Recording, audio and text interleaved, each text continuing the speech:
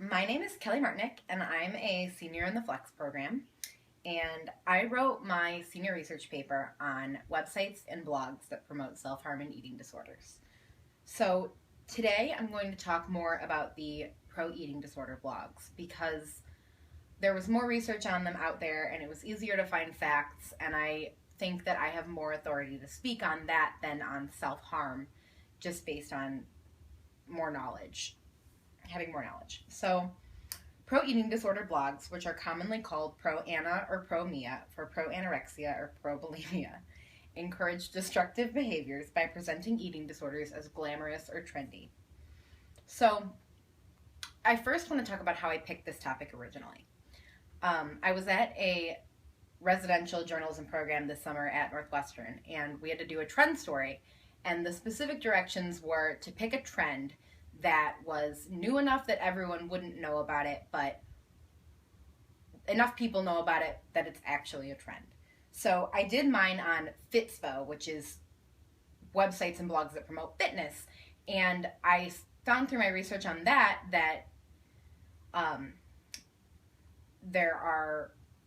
there's a lot of controversy over these blogs and whether or not they get into the territory of promoting eating disorders. And I found more research on pro-ana blogs that actually do promote eating disorders. So the biggest message of my research project is that in the age of social media and this hyper interconnectedness of the internet, it's really important that we focus consciously on how we think about eating disorders and how we present information about them in the media. So first, I want to show an example. This video provides a lot of really good information and kind of some graphic examples of what these blogs can be like. So here I'm going to show a 2-minute long video about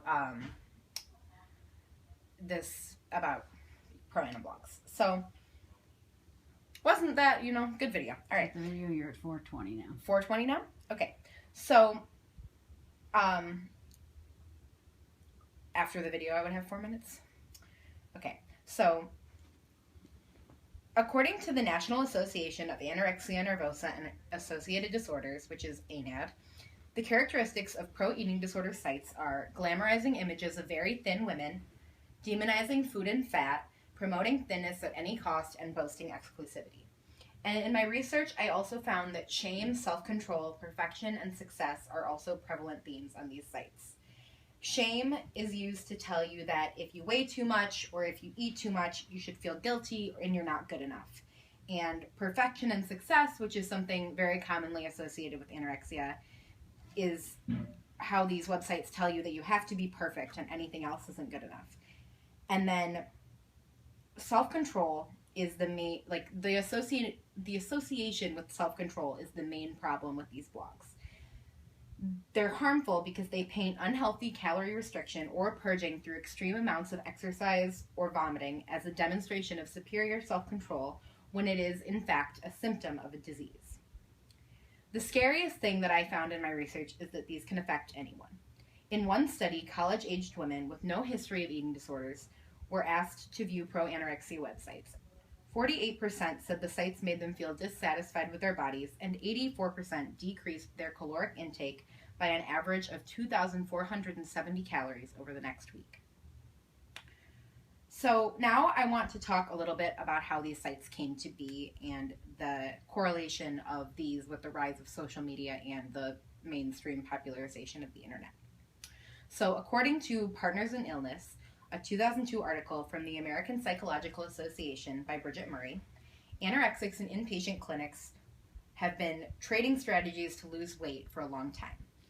Anorexics in these clinics, where they're sent to put weight back on and to recover, often compete for to maintain the lowest weight in their ward. So, while the problem of tip sharing obviously existed without any help, the internet provided a platform to amplify it. In the late 1990s, pro-ana sites and the teens and young adults who ran them started being profiled on Oprah. In the next year, the rates of appearance of these sites increased by 470%, according to a study. In 2001, the mainstream media started to cover these sites. Yahoo, who reportedly hosted the most pro-Anna sites of any web portal, took down 115 of them in 5 days in July of 2001. But the result of this was just that pro-Anna sites moved underground to private web portals after they were shut down by the larger ones like Yahoo and MSN. So they continued for a while like that from 2000 to 2009. And the number of people in these 9 years who were hospitalized for eating disorders rose by 24%. In 2008, BBC News reported that there were an estimated 500 pro-Anna, pro-Mia sites on the internet. But 2008 was a turning point because it also marked the popularization of social media, with Twitter launching in 2006 and Tumblr in 2007. 2008, people were really starting to use these sites. So for a community that had thrived for nearly a decade in essentially the basement of the internet, social media provided a whole new platform to go mainstream. Today, one study estimated that 200,000 Tumblr blogs use language related to self-harm or eating disorders. So, I'm going through this, and I think that the next natural question is, why can't we just take them down? And there are 3 main reasons. The first one is that these websites are really hard to identify. According to the same study that estimated that there are 200,000, so that study used well-known tags to estimate how many there were. So pro-Anna or lose weight or thinspiration, they searched these kinds of tags to estimate how many sites used them to estimate how many pro-eating disorder websites there really were. But the people who ran the study said that if they'd accounted for purposely misspelled or less obviously related tags that these blogs used to maneuver around trigger warnings, the estimated number of these blogs would have been way more than 200,000. The second is site traffic.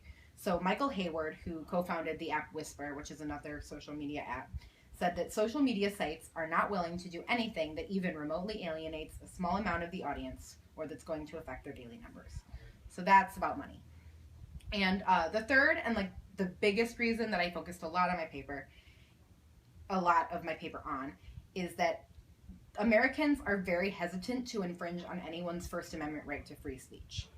In 2006, Australia criminalized pro-suicide websites, and there was a whole debate over whether or not this law took away the right to free speech. So, over the summer, when I was researching this topic, I got to talk to Dr. Allison Darcy and Dr. Mary Sanders from Stanford School of Medicine's Department of Psychiatry, specifically in their eating disorder department.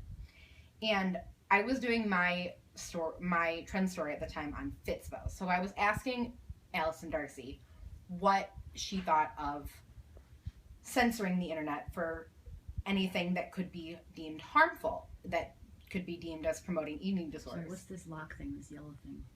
What? Did I touch something? I don't know. Is it still going? There. Yeah, it's fine. Sorry. Sorry. And Dr. Darcy made the same case that I would make. And to quote her, she said that the pro-anorexia sites are different because they're very intentionally encouraging behaviors that end in death. So, to tie all of this back to my thesis, the thesis for my paper, word for word, was, while the internet is a powerful tool, pro-anorexia and self-harm websites have used it to promote and encourage destructive behaviors. By looking at the impact and the history of these sites, experts can not only halt this trend, they can use the internet as a means of reaching young people at risk for self-harm and eating disorders. So, the most important thing I found when I was doing my research were the possible solutions. And the biggest one, in my opinion, is to change the way that we handle and we talk about eating disorders. Restricting calories shouldn't be looked at as a feat of superhuman self-control, and eating disorders shouldn't be painted as glamorous.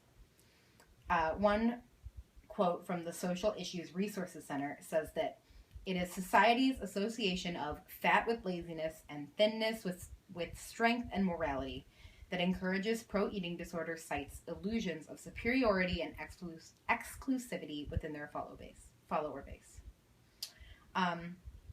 And then another important thing is that in the same way that media outlets refrain from describing the grisly details in which of violent murders, In order to avoid encouraging copycats, media outlets should avoid detailed accounts of the weights and habits of anorexics. Reporting things like, at her worst, she weighed 80 pounds, or she only ate 300 calories a day, gives sick anorexics numbers to use as goals and encouragement. A change in vocabulary wouldn't completely solve the problem, and it's not going to stop pro-anorexia blogs from saying and posting whatever they want, but it will absolve mainstream society of a part of the blame that is theirs for adding fuel and material to their fire. Another solution is to teach people to associate health with balance, not strictly with thinness. And there's a quote from Dr. Mary Sanders, who I talked to over the summer, that speaks to that, and I have to find that quote. And then the third solution is to use these tags that are known to be associated with pro-anorexia websites to find and identify sufferers who are hiding it from their friends and family but sharing their disorders on the internet, and to treat them. So the last thing I want to talk about is my community outreach component of my paper, and I'm hoping that I get to do this before I present, but I wanted to take it in a little bit of a different direction than strictly talking about eating disorders or the internet. I wanted to talk to young girls about body positivity. So instead of talking about eating disorders with elementary schoolers, I just wanted to talk about loving yourself and how, picking yourself apart isn't trendy, and girls shouldn't, go around looking for flaws in themselves or in others. And hope that, if I can make some small difference, that it's that if these girls suffer from this disease in the future, that they'll be more apt to seek help instead of seeking a place on the internet where they can stay in their disease. So that is what my plan right now is to go to Pierce Elementary School and talk to either a Girl Scout troop or a club. I've been emailing with the assistant principal there. So that is my project. If anyone has any questions, I will take them now. You're at 12, just up, 12 and a half plus your video, so 14 and a half. Okay, did you stop?